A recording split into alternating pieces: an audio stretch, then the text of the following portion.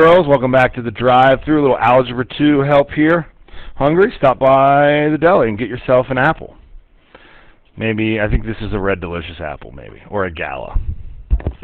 Okay, hey, we're going to give you help on numbers 10 through 13 from worksheet 1-4. And so, these get harder as you go. Solve each formula for the variable that's indicated. So V is equal to I times R. And it says solve it for R. Okay? So I'm going to ask you some really obvious questions. What are we solving that for? What's being done to the R? It's being multiplied by what? By I. So what do you do to both sides? Divide by I.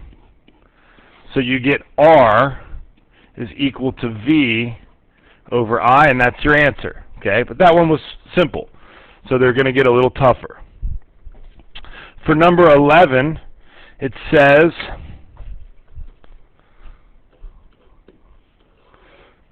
V equals 1/3 pi R squared H. This is the volume of a cone. Well, what if we wanted to find out how H related to the other variables, okay? So we want to solve it for H. There's a whole lot of things being done to the H, but they're all doing what to the H? What are all these things doing to the H? They're all multiplying it. Now, we could divide each side by 1/3 to start. That would totally work. But when you divide by 1/3, do you remember what you're actually doing? Multiplying by what? By 3. Okay? Remember when you divide by a fraction, you multiply by the inverse? That Missy Elliott song, put your thing down, flip it, and reverse it? That's what she's talking about in that song. She's talking about dividing fractions. You never knew that, but now you do. You were too young to understand. Okay? So we're just going to multiply those sides by 3 to start. That cancels these. So now you're left with 3V equals pi R squared times H. What are we solving it for? What's being done to the H? It's being multiplied. So how do we get rid of multiplication? So you do these just like you do other equations. They're just more intimidating. What do we have remaining on the right side? We just have H. Good, that's what we want. So what's the answer? That's right. 3V over pi R squared. Okay? All right. Even more letters in number 12. Number 12 says F is equal to G times M1 times M2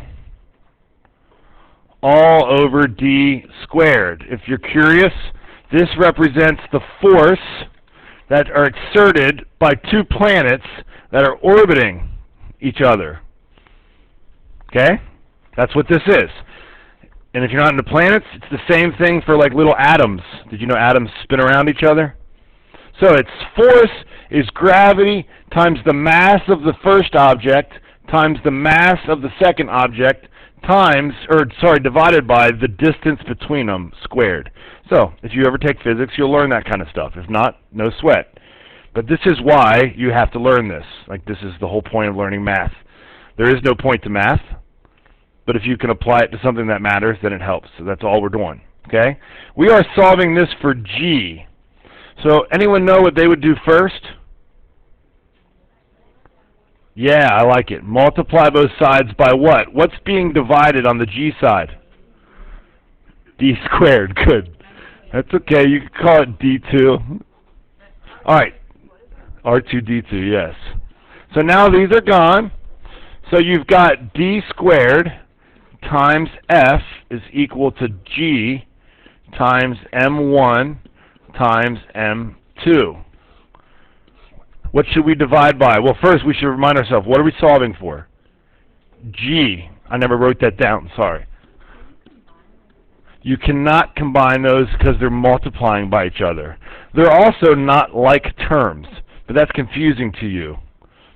M1 is a different variable than M2. But if that was M1, if that was m to the first times m squared, then what would that be? It would be m cubed, but that's not what it is, and that's confusing to you. Okay?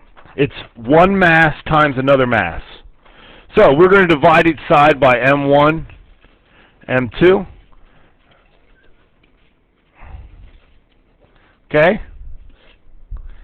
And you're left with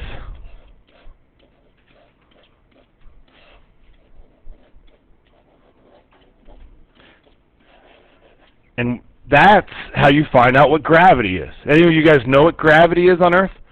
How fast things fall? Very good. It's 9.8 meters per second squared.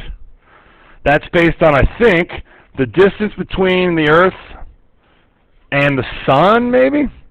The mass of the Earth and the mass of the Sun, because the Earth's revolving around the Sun. Okay? And I'm just gonna stop it at that. This video is long enough. Boom!